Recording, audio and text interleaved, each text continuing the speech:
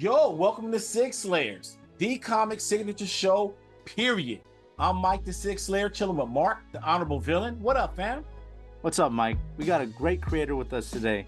This guy loves collecting art as much as we do. Man, I'm so hyped. Today we have a legend in the game, comic creator Jimmy Palmiotti joining us. But before we chat with Jimmy, please like, subscribe, hit the notification bell, and please comment. All right. Our next guest is the creator of Painkiller Jane, longtime writer of Jonah Hex. Many may know his work for Harley Quinn for many years, about 20 years now almost, it seems. Ladies and gentlemen of the Stash Land, we bring to you the one and only Jimmy Palmiotti. What's up, my guy? Hey guys, how you doing? Doing great, man. I just want to say, I'm admiring your backdrop of artwork. I gotta zoom my brain in closer to see what you got on the wall there. So we're gonna dive in, Jimmy. I've been really excited to have you on. And since it's your first time joining us, we like to ask our guests their comic book origin story. In other words, how did you get your first gig in pro comics? So I'm gonna go back to because I'm much older than you guys. When I was in the 70s, I went to the High School of Art and Design in Manhattan, and I took comic book illustration and advertise all different kinds of art. They make you take every kind of thing you can. And when I was in 11th grade, one of my art teachers, I remember Mr. Ferguson was his name. He said there's some artist looking for help in his studio, and I went to Queens. I took a subway to Queens, and the guy's name was Chick Stone, who's a very famous, back then, he was a very famous inker for Jack Kirby and a whole bunch of things. And he was doing a book. I think I have the book somewhere. But he was doing a book called The Inhumans back then in the 70s. And I'm sorry, not The Inhumans, The Invaders. And it was like the like World War II, Human Torch, Captain America, all that kind of stuff. And he needed background help. He was an inker. So he gave me a page to do overnight, and part of it was I had to render, because the pencils would break down, so I had to render like a train station and everything. And I thought I did a really good job, and the next day I brought it to him, and he gave me $5, and I got fired. So that was the first time I worked in comics. He said it looked too realistic, and to his credit, he was kind of right. I went down to Coney Island and I drew the whole train station, and I was trying to be accurate, but it's still in the comic. I was, like I said, I just saw the comic recently because my buddy Patrick brought it to me, and I was like, yeah, that kind of sucks, So I got fired. But after that, I started doing work for a bunch of. I started ghost inking for a couple of guys like Dave Simons, Armando Gill, and Ken Landgraf, and a bunch of these guys that lived in a studio in Manhattan. And I did that for a while, but I made no money. And that's when I decided to go into advertising.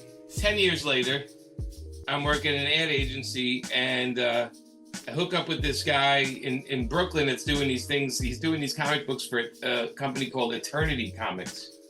And they were doing stuff like New Mutants with Rom Lim and all these crazy black and white comics, Paracore, and with Evan Dorkin and all these different guys. And I started inking some of the books. I remember I got $200 for a whole book. It was 22 pages of inks for $200. It was terrible, but I was so happy doing comics, and I had a regular job that paid well, so I didn't care. But it wasn't, I will say, it wasn't until 90, 91 when I hooked up with a buddy of mine that went to high school. His name was Mark Texera. And we went to high school together. Mark was... Wow. He was penciling and inking The Punisher, and he was inking Ghost Rider over Javier Salatares. This was just when Ghost Rider started, so it was issue 2 or 3. And he wanted me to help him do backgrounds on both books to hit the deadlines. So I told him I'll do them if I can work on them up in Marvel's bullpen. And he said, yeah, they don't care. Come on up. So I used to go to work, and after work I would go walk a couple of blocks over to 257 Madison, go up to Marvel offices and sit on somebody's desk that left for the day and work pretty much into the night with Mark. And while I was doing that, I would do samples of my art and my inking, and I would drop them off. I'd make copies up at Marvel. I'd use their machine, and I would make sets of copies and drop them in all the editors' offices with my phone number on it. But I would go in and introduce myself to everybody while they were there. And eventually they started giving me work. Like all of a sudden, you know, there's this guy sitting in the hallway. I have a book that's running late. Can you do 6 pages by Friday? And I'm like, sure. I took on all this work. I was the guy that if you needed it, you know, I got it done because, I mean, my years in advertising helped me understand that if there's a deadline, you don't miss the deadline. So I started getting a lot of inking work up there. And then eventually what happened was a lot of artists started asking for me to ink them. And then that's how I got my steady work. And that's the secret origin right there. Well, man, I have to ask this question before I go to my real question. What inspired all that? Because I mean, you went back, you got fired. That could have crushed people's spirit. You got a regular gig, came back. You know, what inspired all that, man? You know, the firing part was like, you know, that was like a little kick in the teeth. But at the same time, you know, I kind of went to my teacher. I had another teacher called Myron Strauss, and I told him what happened, and he said, you know, he goes, the guy wasn't clear with you. He didn't say what he wanted. He didn't give you samples, you know. He said, don't let it bother you. Just get back in there and do it. And you know, I honestly, I grew up with, you know, we weren't poor, or at least we didn't know we were poor, right? I grew up, we didn't have much money when I grew up, right? So even working for $5 or $10, it was still like, I was getting to touch actual comic pages, you know. I was actually getting a brush and doing work on it. It wasn't the money, it wasn't anything except that I wanted to do it really bad. I just, you know, and to this day, I will still say on some level, it's not the money. It's like, I want to do my own books. The money's great, and I got to pay bills and all that stuff like everybody else, but it's not the thing that, it's not the first thing that comes to mind when I'm hired. The first thing to me is like, do I want to do this? Is it interesting? Am I going to have fun doing this? You know? And then the money part is negotiated afterwards. But it's never. It's funny because I had a better job than comics before I got into comics. My job paid 3 times as much as comics, but it didn't make me happy. You know, it didn't. You know, the highlight of my advertising years was working on movie posters. I designed a lot of movie posters, and I worked for Maybelline and I worked for Pepsi, which were like 2 big clients. There were fun times in there, but I wasn't in love with the work, and you know, I wanted to draw. I wanted to draw. I wanted to write. I wanted to do everything. And a job like that, you know, you get the drawing part out of your system a little bit, but at the end of the day, when you're in an ad agency, you're one of like, if you ever seen Mad Men, you understand. It's like everybody works together. Nobody takes the credit. Everyone's just like, yeah, we all did it together. I wanted something that was more challenging for me. And I loved comics my whole life. And I figured I really want to do comics. I mean, in spite of all the ex-girlfriends telling me I'll never make it in the business, I'll never do well, I'll never make money doing comics. In spite of them, I think some of that's like kind of rocket fuel for me to kind of keep trying, you know? The idea that people say, you can't do this, or there's no way you can do this. I mean, if I look at it really hard, like even Marvel Knights was sort of like, hey, you know, that's gonna be tough to do, can you do it? I've always kind of liked that challenge with things, and I found a lot of fuel in that. You know, I find that if things are too easy, I kind of get bored. So I do like the idea of a challenge, I guess. Man, well, you just threw me an alley-oop. Perfect segue, because I was just about to ask about Marvel Knights, and just how did that get all started? And it seemed like it wasn't a conventional beginning. So how did that start? No, I mean, we were, Joe Quesada and I, and Joe, to correct in the beginning, Joe Quesada and I created Painkiller Jane together. Yeah. When we were doing event comics, like we were putting out our own books, and we were working Wizard. I mean, we would go up there and we do covers for them. We take them to lunch. Like we worked it.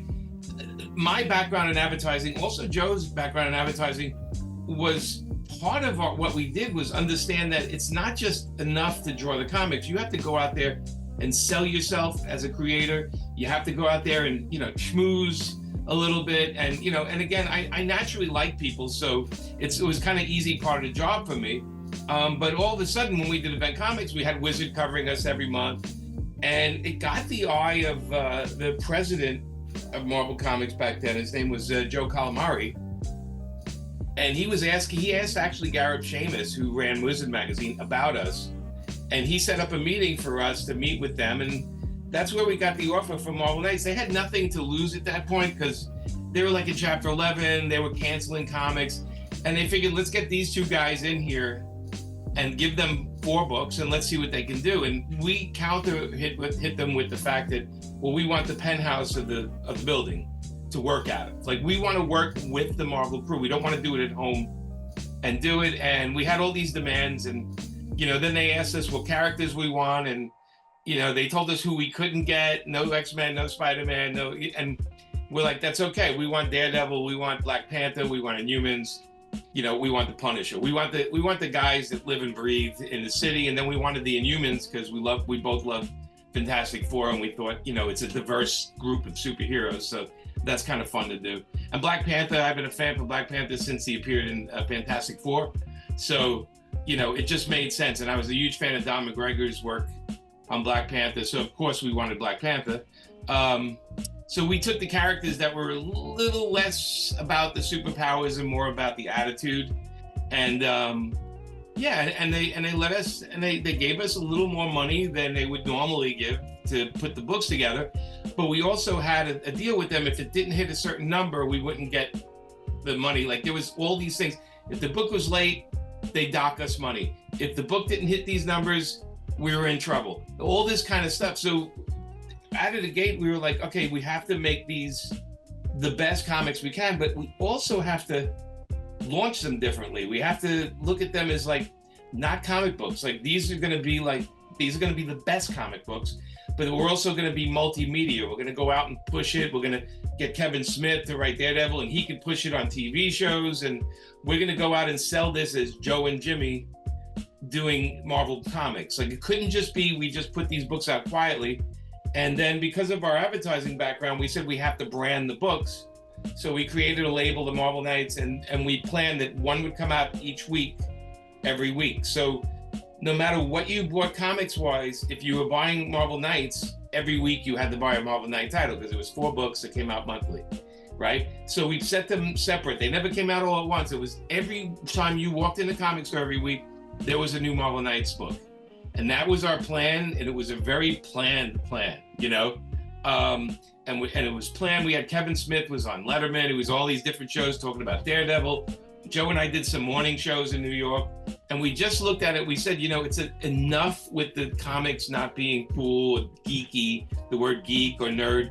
And I said, we're going to take this and present it as like, this is not only cool, but if you're not buying this, you're kind of a loser. So, it was a very bold thing. And I want to say it's sort of like the beauty of youth is that you're so dumb, you think you got to do everything and change the world. And we just happened to get lucky this time, I think. You know, that's awesome. Jimmy, you're known for a lot of stuff in comics, but I want to talk to you about your role as an inker. Okay. Traditional inking seems like a terrifying job. What makes you so successful at inking comics? I know how to use a brush, so that's good. I do digital inking if I need to, but I don't really. My go-to is, of course, on paper. I love inking on paper. I think that the number one thing for me and why I got work for so many years is I try to make the book look like the penciler's best art, right? So I look at it and I go, okay, I don't want to take away. Look, there's a couple of guys in the business that are so amazing that I'm a fan of, like Kevin Nolan, Klaus Janson, Al Williamson. There's guys that, like, these guys were like beyond great, right? Because they made the art into something else. And I never felt I had as much talent as those guys, but I never looked at it as I was working for the comic company. I always looked at it as I'm working for the penciler. And if I can make the penciler happy, it doesn't matter what the comic book company cares about. That penciler was always asked for me to ink their work again. So I always tried to make the penciler happy. And I would call them up on the phone. I'd say, what are you looking for on this? And, you know, you want to go heavy blacks? You want to push it more dimensional? Do you want to you know, and even when I was thinking Joe Quesada, I said, Joe, what do we want to like, you know, make it like 3D, you know, big and forceful and everything. So I always had conversations with the people I worked with, and they would tell me, oh, you know, I want a fine line like Mobius, or I want something like Kirby and Sinnott, you know, and I would listen to what they're looking for, and that's what I would try to do on the book. And for me, it was like, I never wanted anybody to notice what I did. I always wanted them to look at the artist and say, wow, that looks really good, right? I never wanted to say, oh, Palmiotti inked that book. That to me would be like a failure in some weird way. I wanted it to be like the best. Oh, this is when Joe Quesada looked the best, or this is when this guy looked the best, or that guy looked the best. That's what I was shooting for. And, you know, I don't ink that much. I do a couple of pieces now and again. But when I do them, I'm constantly in this invisible race with everyone else that's doing it. You know, I'm trying to be better than everybody else. I'm trying to get the line better. And, but there's people that I admire. Like I said, right now, Klaus, you know, Tom Palmer is another one I love. You know, I look at Klaus's work, and Klaus makes it Klaus, you know. Joe Sinnott, for me, whoever he inked, made it look like the best FF stuff. Yeah. And you know, and Kevin Nolan, when he inks somebody, it looks like Kevin Nolan, which is great. You know, he does his own thing.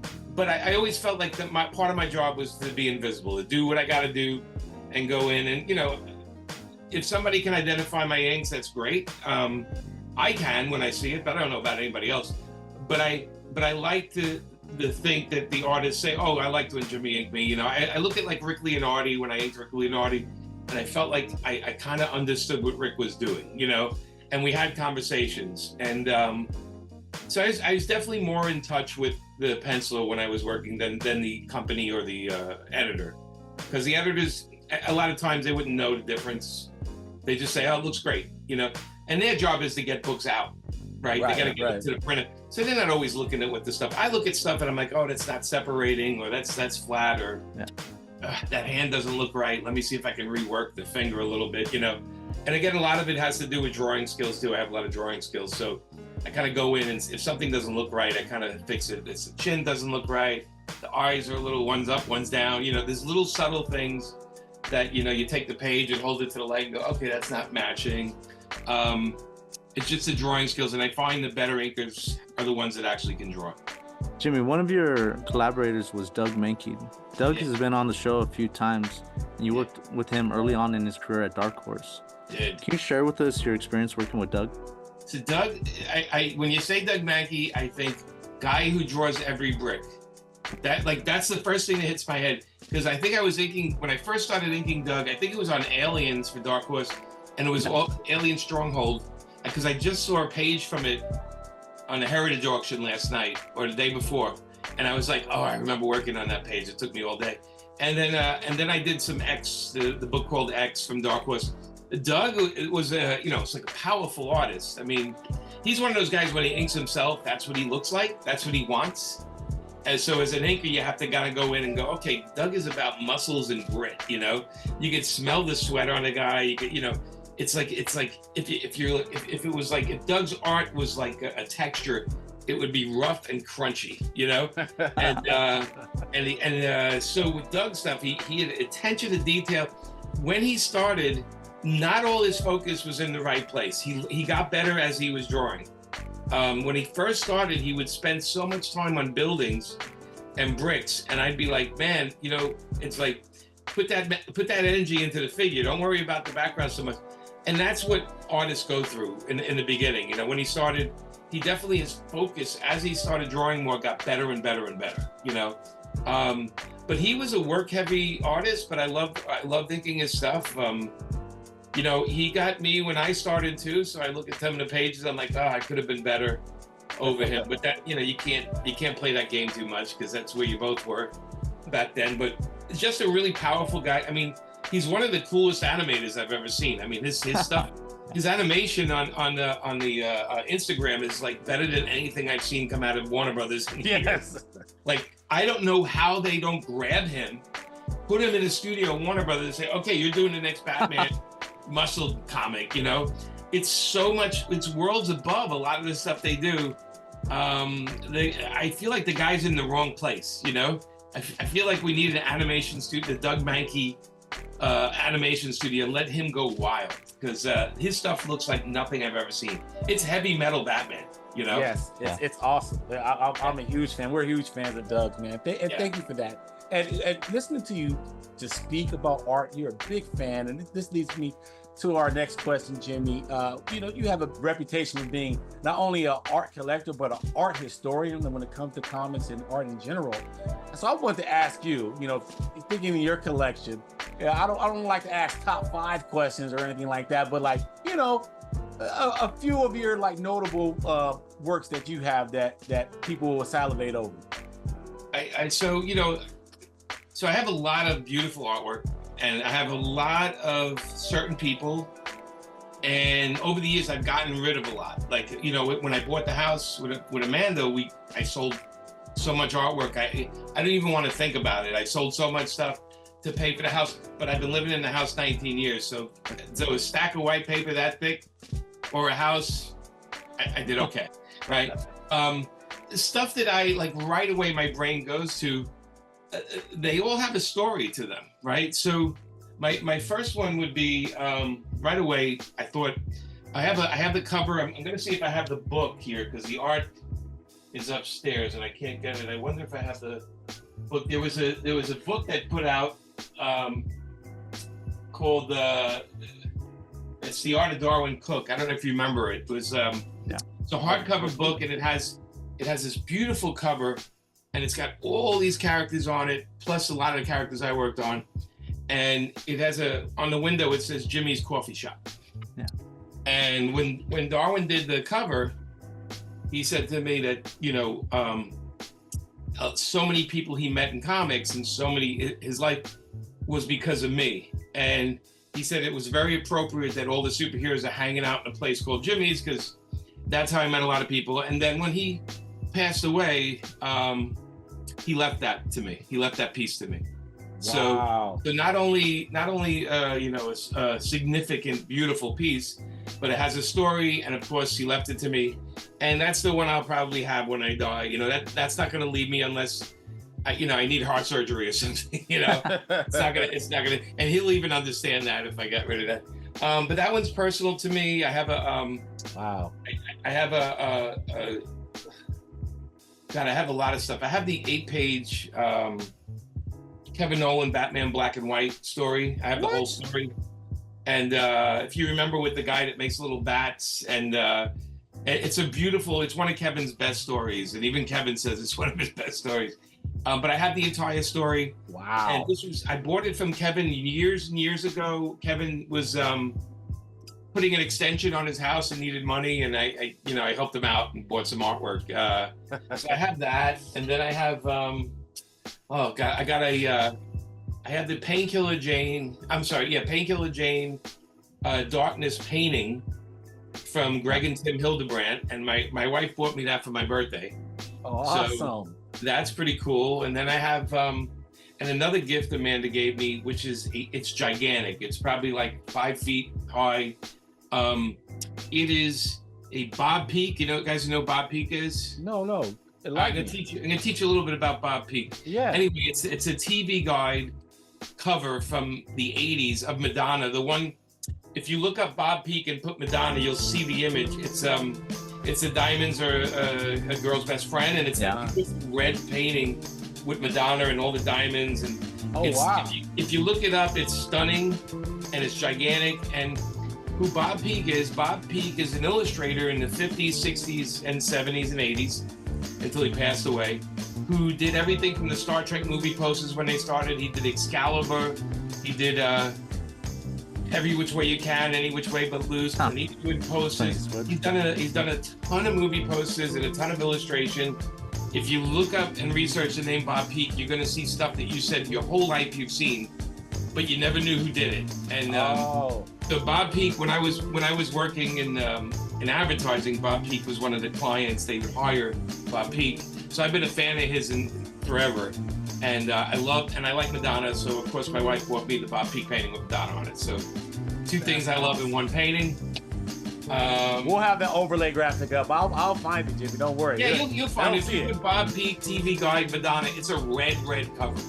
You know, it's a red piece. And then, my God, the fifth one, there's so many. So, I mean, there's so many. There's Fazettas, there's Milo Manara pages I have. You know, I have, I don't have like the big Fazettas. I have like black and white drawings and a watercolor by him, you know. A Frazetta. I mean, any Frazetta. So you guys got to remember, I was buying original comic art when I was 18, right? Okay. So I want to say that's 19. That's let's see, that's 1979, 1980. Wow. So I was buying stuff back then. You know, I had, and I sold them since, but I had Dark Knight pages I bought for $600 a pop, and I sold them when I bought the house for 17 grand a pop. Yeah. But right now they would go for like 200,000-300,000. Yeah. You know. Wow. But you had them. I had them. I know where they are. I sold them to a buddy, and he says I can come over and visit them anytime. I had a Watchmen page. I sold the Lobo cover, and I sold a lot of stuff to put the down payment on the house. And for an art collector, that's really tough to do.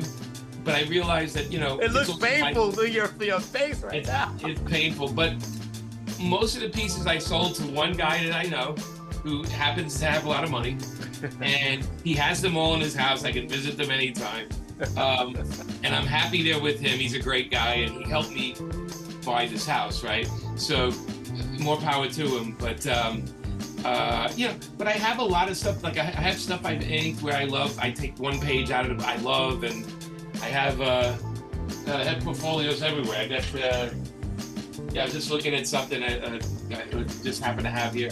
The Vampirella cover Amanda and I did. Trying to. I'm gonna give some stuff to Heritage because a couple of pieces of Heritage to raise money. I'm gonna go on a trip, but kind of a cool piece. That's awesome. Oh yeah, that's awesome.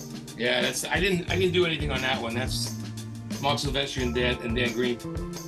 This is stuff I worked on. Like this is like this was the Penguin and Catwoman from Paul Galassi, and then another Paul Galassi. This is Scarecrow from. These are from that was from Catwoman. This one Legend of Dark Knight. But I'm putting together a couple of things to sell. But you know, over the years, you know, every book I inked, I used to get 1/3 of the book back, and I've sold tons of pages over the years, and I still go to cons and I still do the.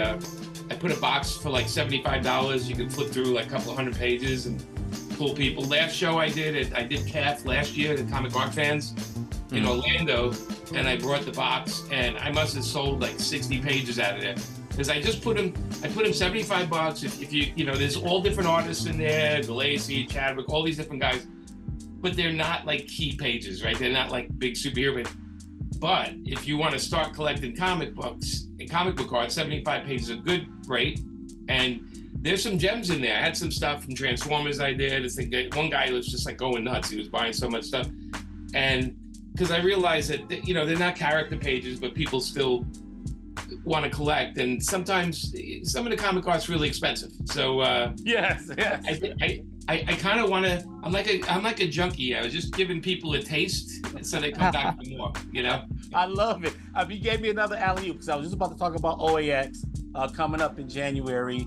I believe you're a board member on the CAF, right? I am. They asked me to be a board member. Of course, I said yes because. Did you guys go to the first show?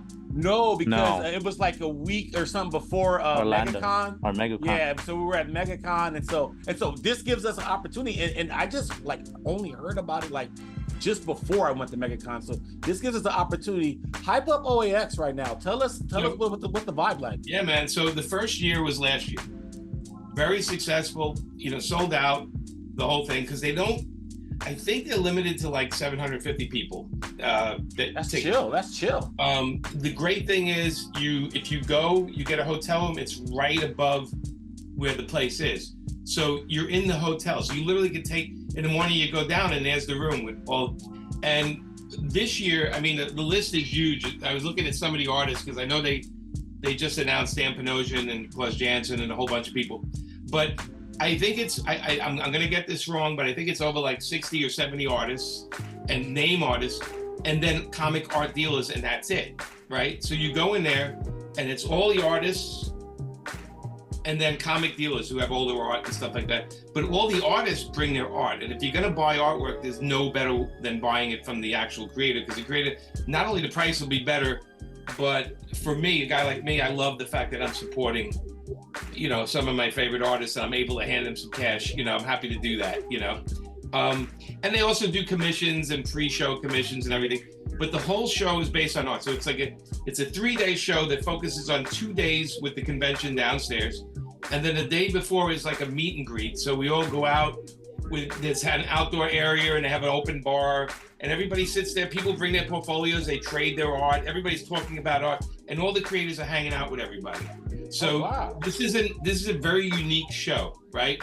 And then you have all weekend, which is everybody's there all weekend, working at tables. Saturday night, we do an auction. Last year, Nick Rucci and I did the auction. We had over 90 pieces, and every one of them sold. Wow. It's just, and then in the other room, so we have one big room which all the artists and everybody is, right? There's the big room. And then there's these side rooms where we have exhibits. So you like, last year there was like a comic book, it was card art, you know? So it was basically for Marvel, DC, all the card art, and they had an Adam Kubert exhibit in one room too, of all Adam's Wolverine stuff. And this year they're doing it with a couple other things that I can't say yet. Okay. But it's, as far as convention goes, if you're into comic art, there is no better show in the United States. Not with these kind of people, not with anything. Also, I think reasonably priced. Hotel rooms are really great price, and they're great rooms. And it's right across the street from Universal Walk, so you can go out. There's restaurants everywhere. So it's like perfect location in Orlando. It's nothing like MegaCon, okay? You can literally drive there and park your car in the lot of the hotel, and that's it. You don't have to do anything. There's no big traffic jams because, again, it's only limited to a certain amount of people. It's not a convention for comic books.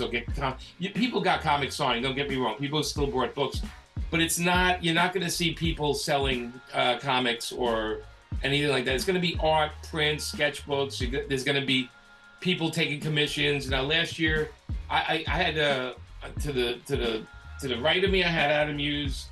To the left of me, I had Mike and Laura Allred and Adam Kubert, and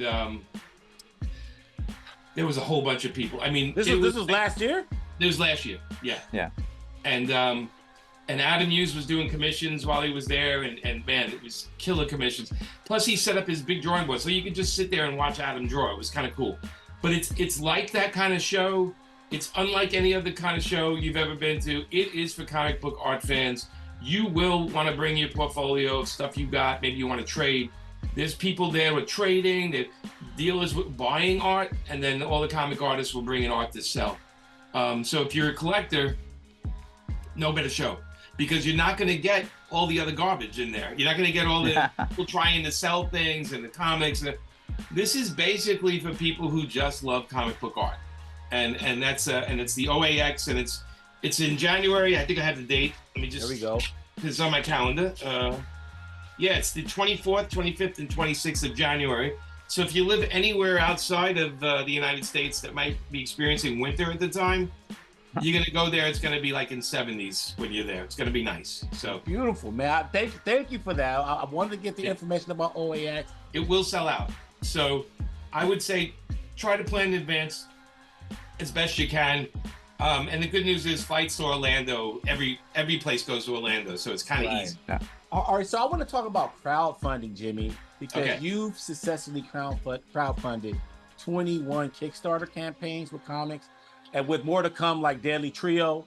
And so I wanted to ask, what's the key to your success with the crowdfunding? Hard work, man. Hard work. Delivering what you promise is probably the number one thing.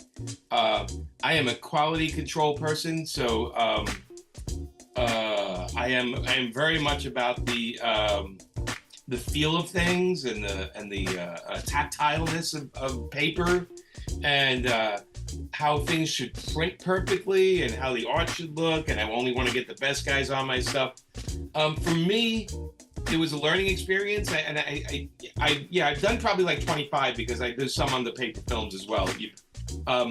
But I look at it each time. I look at what I'm trying to sell, who am I selling it to, and Patrick and I, we hand pack everything that goes out, so we make sure that it's always on time. We always deliver on time. So out of the 25 I've done, we've only had one person that was very difficult to deal with. And so much so we sent the package 3 times to them and we had them sign for it. And it just, every once in a while you're gonna run into that one person. But 25 campaigns, we don't have a negative word said about our campaigns because we deliver our product and we deliver the best quality we can get. And I pay more for printing, I pay more for spot varnish, I pay more for heavier paper. But I figure if I'm only gonna do 3 a year, I'm only gonna shake you down for maybe $150, $200 a year.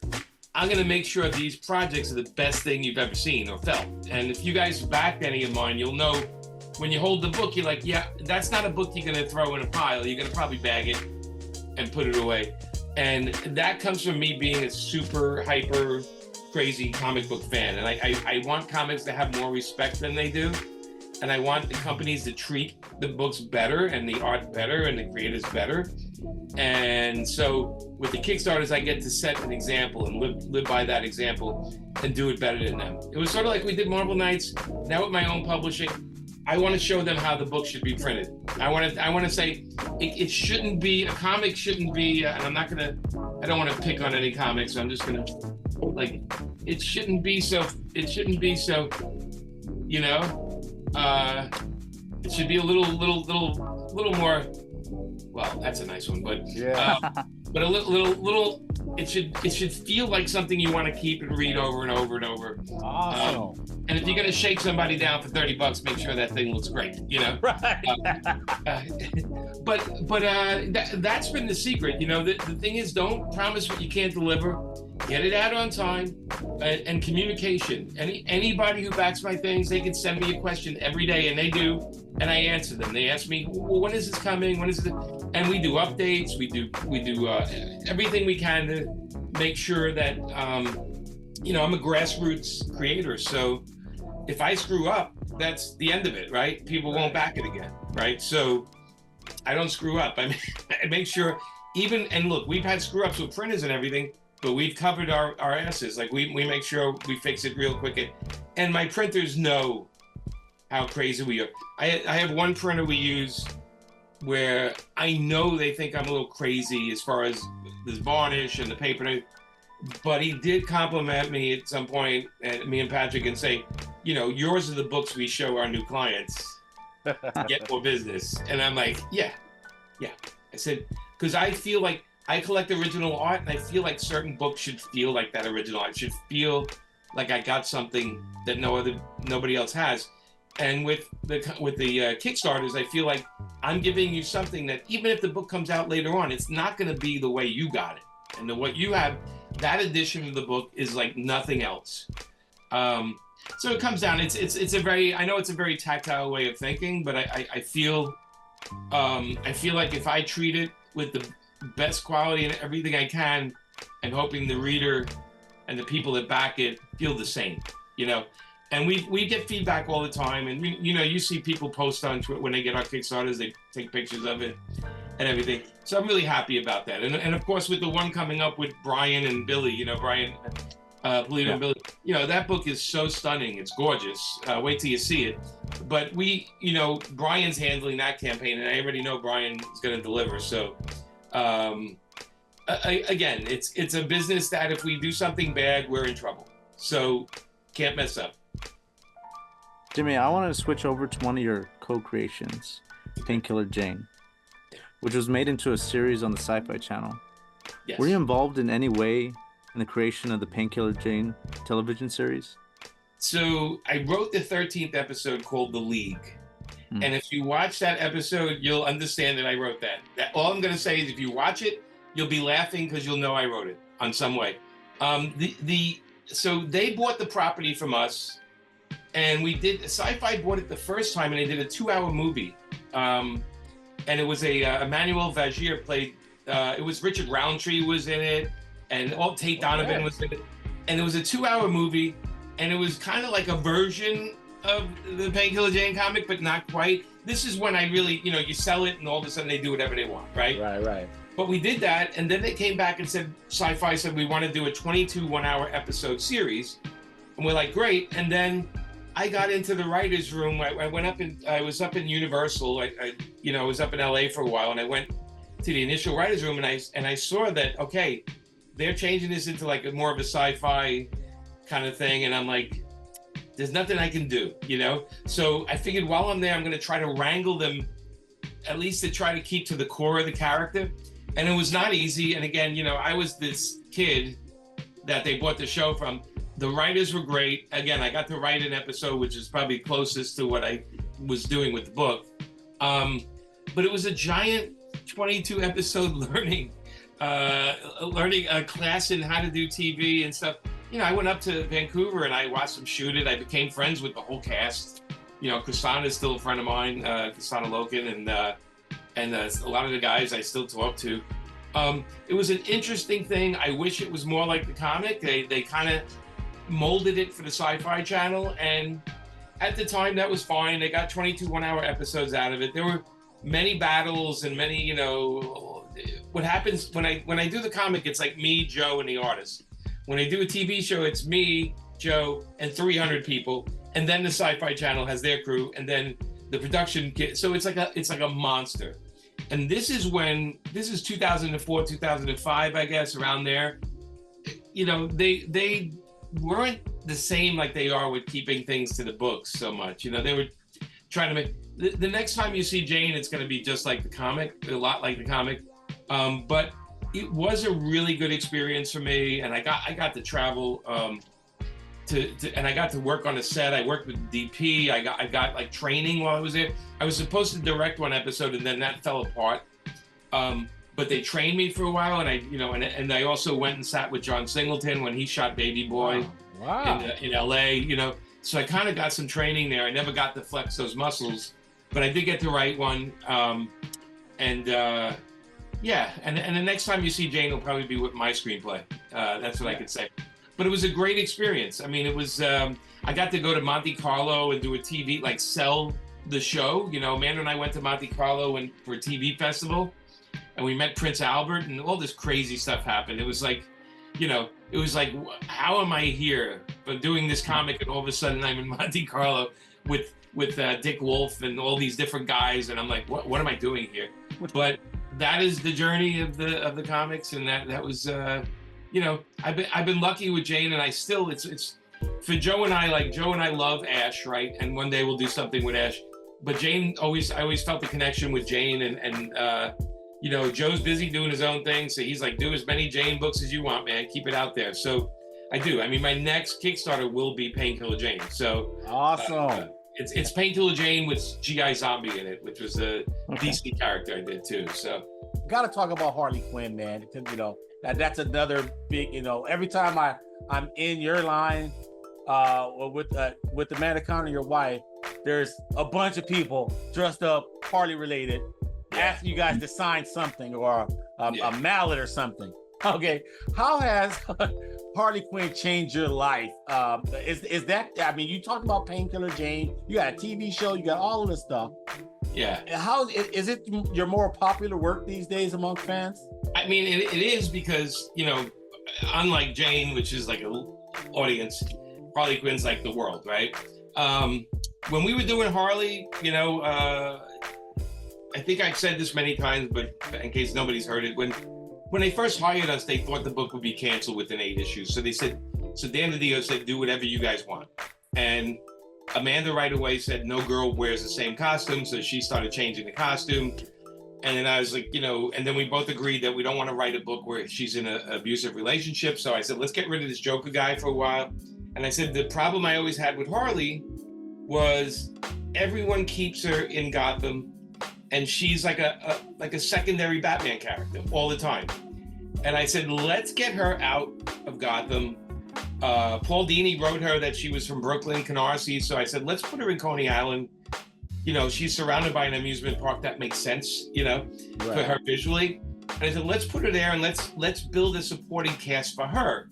So when we do the comic, and let's say we're on a comic for a year or two, at least she has her own supporting cast. She doesn't need the DC villains, and she doesn't need Batman, and she doesn't need the actual Joker.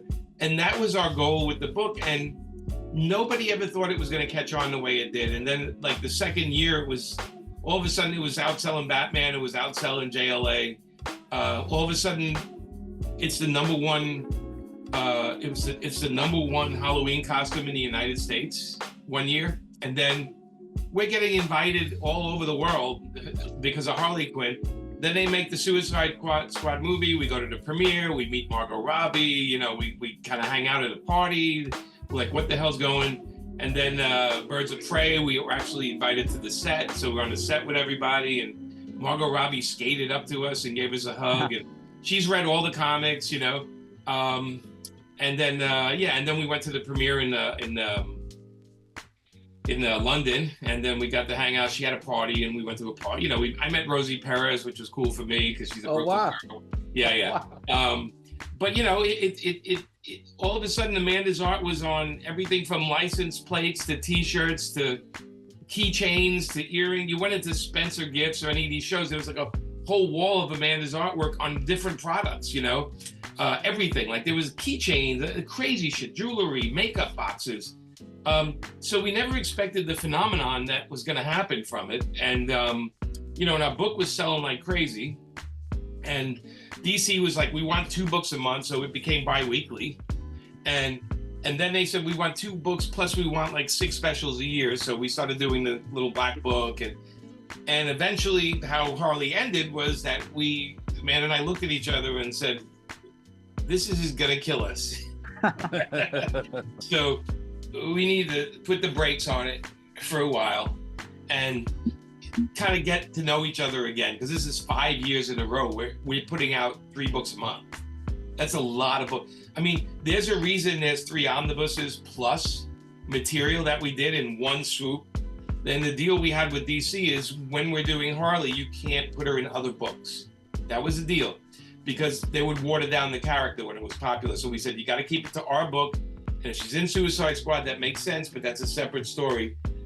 So we were able to control how Harley came out, which was very important, especially if you look at what Harley's doing these days. It was very important when we were doing it because I'm a comic fan. Amanda and I understood that we're telling one big story that just kept going, right? And the comic fans love that. And when we got off the book, we saw what happened with the character. They put her right back in Gotham. They put it right back, and the book's not where it is anymore. And we kind of saw that was going to happen because, we spent all that time building up a supporting cast. And I think other than Frank Thierry and one other person, everyone just dropped the supporting cast. And I was like, that's a mistake, man. That's a mistake. You got people that love this group of characters. Just continue the story, man. You don't have to, it's not hard. The cartoon came out. Of course, the cartoon was Harley in Gotham, right? Again, the cartoon's doing great, but I would have definitely taken more from out of the books a little bit. I mean, Amanda did some of the designs on the characters and stuff, but I would have went just a little bit more Harley universe, less Batman universe. But that seems to be like, again, we look at a character like Harley Quinn in film. How can they not just have a Harley Quinn movie with Margot Robbie? Why do you need all that other stuff? Right.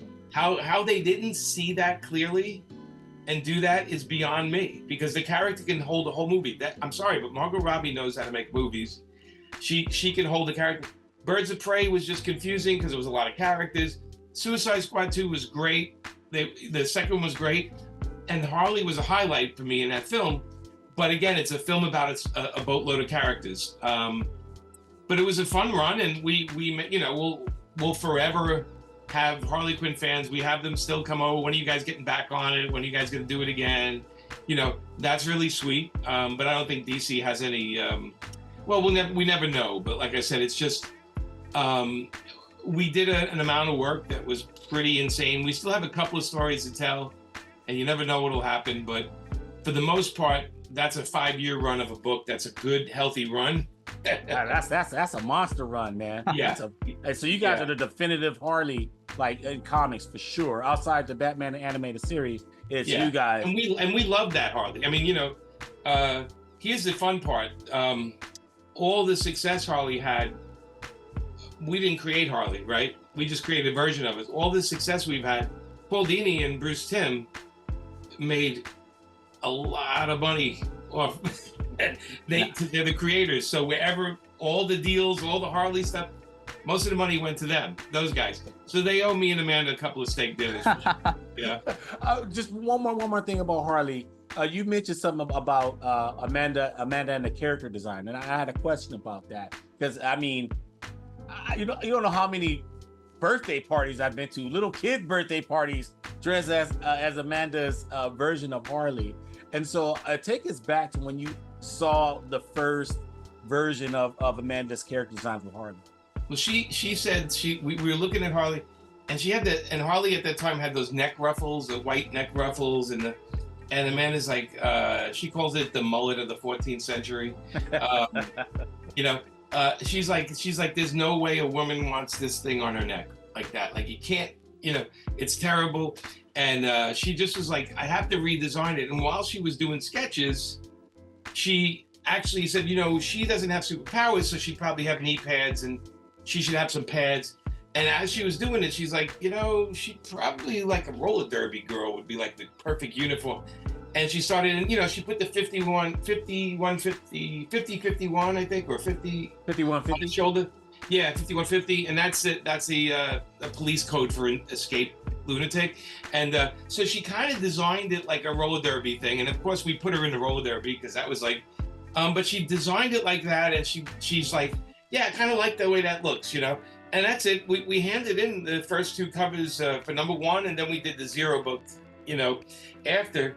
And she handed it in, and DC was like, oh, okay, that's, I don't think they cared. I don't think they thought the book was gonna last more than a year. So they were like, great. And then we were lucky enough to have Chad Hardin, and Chad was like, he got what we were doing. We met with him, and he's like, I got your sense of humor. I get it. We're gonna have fun on this. And I said, yeah. I said, our goal is to make everybody care so much about everybody in Harley's circle and love Harley. Like that's our goal. Is we have to know who she is. Otherwise, we're not going to keep the readers past 12 issues. Like if we don't get, and I said the only way to do that is to make good supporting characters that ask her questions that flush her out. Right? How do you get to know somebody by other people? By the way they act around other people. So it was never about, the series was never about who the bad guy is and of the month, or what villain from old. It was random madness sometimes. The book, we literally had Harley running down the beach in Coney Island and talking to people and eating. She has a crazy appetite and doing her job. But it was one of those things where it's the right creator at the right time on the right character. And you can have a career for 60 years in comics and not have that, or you can have it a couple of times. And I always say I've been blessed because I've had it with Event Comics, I've had it with, I've had it with Jonah Hex, I've had it with, had it with Daredevil and Marvel Knights. I've kind of had this career that kind of was like a little roller coaster career. And I think a part of that comes from being a really good consumer. I buy comics every week. I have my offices in a comic shop. I live and breathe this stuff. When something is not selling, I see it on the wall, it's not selling. And I look at it and I say, why isn't this selling? It looks good, but why doesn't anybody want this? And I analyze, or why are these comics at this shape, they're bigger, nobody wants them. Like, so, and I have discussions with the guys that work there, and I'm always trying to find out, well, what is it that makes people keep coming back for certain books? And again, a lot of it is like they'll buy the new Batman because they love Batman. So they'll keep buying whatever new Batman there is. That's like a no-brainer, right? You want a big career in comics, just do Batman. You'll be popular for a while until you're not doing Batman anymore. Okay, easy. That's the easy one, right? You want to have a challenging career, you take on the characters you think nobody cares about and make them great. And So for me, that's been my career path. I've never went for the easy stuff. I've always kind of liked the outside heroes a little bit, because I feel like I have more flexibility with them. You know, less pushback from the editors, so to speak. Jimmy, I want to ask you about the cast of characters. So you're talking about that. I want to hear your story about making Big Tony along with Amanda. So Big Tony's a mix of two people. Yeah. Glenn Danzig and a buddy of mine, Joe Delfini. Okay. And I remember writing in the script saying, because I knew Chad didn't know my friend Joe Delfini, and I said, you know, make him look a little bit like Glenn Danzig. You know, he's like tough guy, and he's kind of, but he's small. He's not, because the joke is Big Tony is not so big, right? But he's a tough guy. He's like little Joe Pesci kind of guy. You don't want to mess with that guy. That guy's dangerous, you know? So I said, you know, a little danger to him like Glenn Danzig. Now, Glenn is a friend of mine. So I didn't think he'd make it so literally look like Glenn Danzig, but he did. And, you know, it's funny. We saw Glenn like a year and a half ago. Amanda and he invited us out to one of his gigs in Tampa, and we hung out behind stage, but we didn't talk about Big Tony at all. It didn't come up. And I was just like, maybe he's never seen it. I don't know. But I love Glenn, you know, and he's such a character. And so when I Big Tony, he is a blend of those two people, because my buddy Joey is such a great guy, and he's a loyal person. Like, he's like, everything about him is loyal to his friends. And Harley needed somebody in her life in that book that had her back without question at every time, no matter what she did. Again, how to build up Harley's character is by giving her friends that we know are dependable, that she can step out of her psycho mode to be protective of, you know, and relationships, because basically comics are all about relationships, whether you like it or not. It's the relationship between the good guy and the bad guy. It's the relationship between the hero and the girl, or the guy or the other girl or the other guy. And it's the relationship between the hero and the city or the town they're in and everything. So they're about relationships. So if you don't have strong relationships in your books, they tend to fall apart, and you as the reader tend not to care too much. That you'll go, yeah, that's good, but I don't really care. I'll wait till somebody else does the book. And you know that happens. You know, you read it, you read the reboot, you're like, no, I'll pass on this one. I'll wait till some new team comes on it. Right. It's because they haven't established that kind of relationship where you feel like you're part of it. I always tell artists, make sure the character looks at you, the audience. When you read the comic, make them look at you. You have to be part of that story. Otherwise, you don't come back for it. It's a little trick, but all the best animators do it, you know? You're gonna be doing Gunslinger Spawn, and you're no stranger to doing westerns. You wrote for Jonah Hex for so long. Is that what interests you about Gunslinger Spawn, that it's a western? It definitely helps, because when I got approached by the Spawn guys, they were floating around a bunch of different books, and we talked about Gunslinger, and he said, you know, Todd wanted to know if I'd be able to stay on it for a long time, you know? Yeah. And I told him, I said, well, I've done over 100 and something Jonah Hexes, and he was like, what? And I was like, yeah. And he goes, I need somebody that's gonna stay on it for a long time to build up the whole history of the character. And he goes, I don't want a fly-by writer to come in and just do it and then take the money and run. And I'm like, okay, I'm your guy, because if you're gonna tell me that, then I can create a Bible for the character that I can reference for the next year, for years. And the first thing I did is write a 26-page Bible of the Gunslinger's grandparents, parents, family, where they lived, where they moved. I did the whole Bible, because I need to know everything about the character, because then later on when I write him, I can have him say, well, you know, my uncle in Chicago was a mechanic, and when I visited him, he used to do this. Or, you know, my father's originally from Ireland or something, and because of that, blah, blah, blah, blah. It's the kind of work you do on a character to make sure it feels like a real person when you're reading it. It's not like the character runs around, the gunslinger's gonna run around and go, oh, my grandfather came from this town. You know, it's not that, right? It's it's the thing. I'll give you for an example. The episode I wrote of Painkiller Jane had 5 guest actors, right? 5 new characters came in, just for the episode. They were part of the story. And before we started shooting, we all got together. I got together with the new actors and I said, okay, everybody's got their parts. Does anybody have questions about the history of the characters? And they looked at me like, really? And I'm like, really? I said, and I went through, with all 5 actors, I went through the history of characters. And at the end, they said to me, knowing this, I could aim my character this way and I said, right. I said, it has to feel like you lived this person for a while. Even though you're just coming in and you only have 30 lines and you're out of the episode, I wanted to make sure they understood that this is the life of that person. This is what that person's like. So when you do it, so with comics, it's the same thing, right? You can, when Todd writes Gunslinger, it's like it's in modern day, and mine is actually in the 1800s, right after the Civil War. And so mine is research heavy, right? Because I have to know not only the map and towns that aren't there anymore, I have to know what exists in that world. And again, I don't want to do what the Jonah Hex movie did, was just ignore history and just throw anything at the kitchen sink at you. I want to actually make this grounded, so Todd's adventures seem even more surreal, right? Bigger and bolder. I gotta admit, the Deadly Tales of the Gunslinger, it's a hardcore Western. It is bloody and dangerous, and it's not so much about the monsters and the crazy Spawn characters. I will say they're there, but I will say it's a dangerous world the Gunslinger lives in, and so much so the first issue, which is solicited now, it's almost a double issue. It has over 30-something pages, I think, whatever. Because I kept writing it, and I told Todd and the guys, I said, listen, I need more pages for the first issue. I don't want to lose the reader because I'm trying to tell the story. I want the person who never read Gunslinger to buy issue 1 and go, oh, that's what he's about. Okay. And so Todd gave me a shitload more pages to do it, and I said, okay.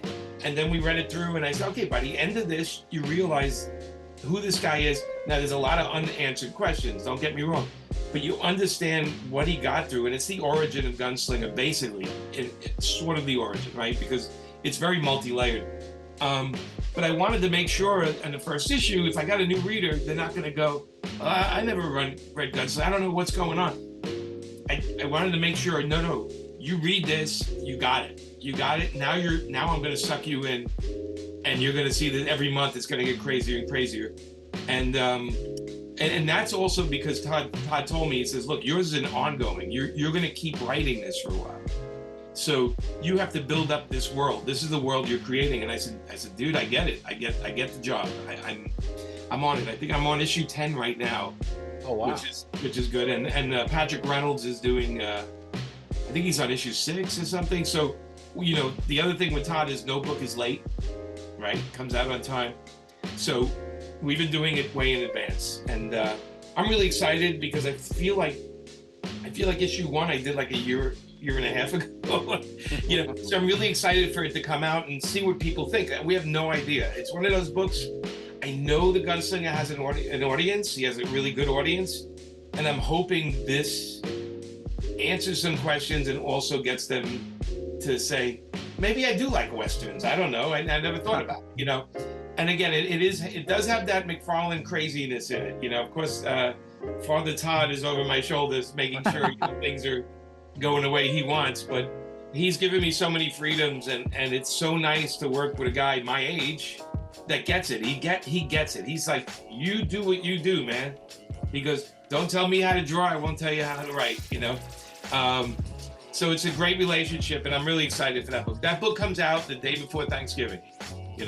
That's great. I'm glad we got a chance to talk about that. Last question, Jimmy. Is there anything we haven't discussed that you want your fans to know about? We talked about a lot. You got a Kickstarter. You just talked about Gunslinger that's coming out in Thanksgiving.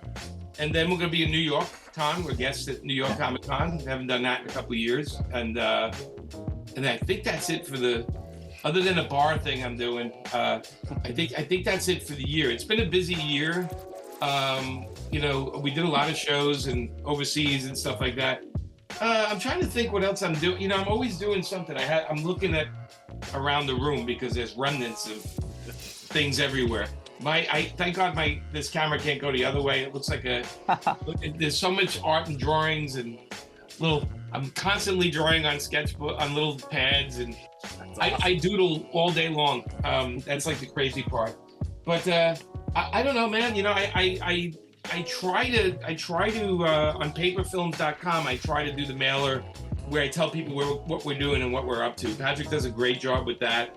We also put stuff on sale, and we sell Amanda's work there and everything. Paperfilms.com? Yeah, paperfilms.com, yeah. I just colored, you know, I've been coloring some covers of hers, so I just colored a Deadpool cover for her, and got some stuff coming up. There's always something. I'm trying to think. You know, I took on a mini series for Dynamite that they haven't announced yet, so I gotta wait. And but it has everything to do with some older characters from the past. And I have another story I'm working on with a guy with a sword. You can figure that out. Okay. But yeah, it's just, you know, I slowed down working over the past couple of years, and I'm a little more picky. I'm like the finicky cat, you know. I'm picking out the things I like to eat. I don't want the stuff I don't want. You know, there was a time I thought the way to make a career is come out with 1 million books, and I did that already. So now I have to get to all right, less books, better quality, you know. But my Kickstarter is I have the next one coming up, which in a couple of weeks, is Painkiller Jane, G.I. Zombie. And G.I. Zombie was a character we did for DC, and they gave Justin and I back all the rights to G.I. Zombie. So wow. Now I'm putting him in a Painkiller Jane comic. It's kind of a fun story where they have to, Jane and G.I. Zombie have to smuggle these 2 Russian scientists out of Russia to the United States, except their plane crashes, and in a way, G.I. Zombie and Jane wash up on Jeffrey Epstein's island. Let's just okay. It's not Jeffrey Epstein, but it's a kind of screwed up place. Jane is a mature audience book, so there's nudity and it's crazy. I like writing Jane a little dangerous. I like the book. I like nudity. I like my comics like heavy metal, man. I like them adult. I warn everybody that it's adult every time. I said, look, it's an adult content. You know, don't cry. Don't cry when you see this stuff and go, oh no, boobs, you know. But when it's your own character, you kind of write it with that way, and it's fun to put G.I. Zombie in it because Justin and I created that character, so I know how he thinks, and that it's kind of fun to write the 2 of them together. So I got that, and then I got another sex and violence book coming after that. That's volume 4. Wow. And then you got OAX in January, right? Yeah. Well, I got OAX in January, and then in February, I have a February, I think it's 6th to 9th, it's Comic-Con Cruise out of Tampa. Oh, yeah. Wow. That sounds fun. That has, I think Adam Hughes is on it with me, and there's a whole bunch of other guests. There's a lot of TV and movie people on it, right? There's like, that's the main thing, but we're like the comic book monkeys on the cruise. But it's leaving out of Tampa. It goes down to Mexico. It's like 4 days. It's got like 2 of the days have like a little Comic-Con thing on the boat. Every night there's a party, a theme party. So there's like a cosplay theme party. It's basically a boat filled with people that love the stuff we love, kind of getting drunk and blasted and whatever. It's I've done one before years ago, and it was fantastic. It was so much fun. We got to hang out with all the fans that came, because we're just stuck on a boat, so we're right. Got to know a lot of people, and this time, we're doing it again, and there's a lot of there's celebrities, on it. So there's I call them real celebrities, because the comic people, we're not really we're only celebrities to comic people. We're not really celebrities to anybody else. But they invited Amanda and I, and I'm like, that sounds like so much fun. Of course I'm gonna do that. It's and it's after OAX. It's like 2 weeks after, so I get to take the break after OAX. Jimmy, thank you for coming. You always have a home here on the Sig Slayers station. Well, that's all for our show. If you like what you see, please subscribe and hit the like button. This is Sig Slayers. I'm Mike, speaking for Mark and Jimmy Palmiotti. We are out. Peace. Sig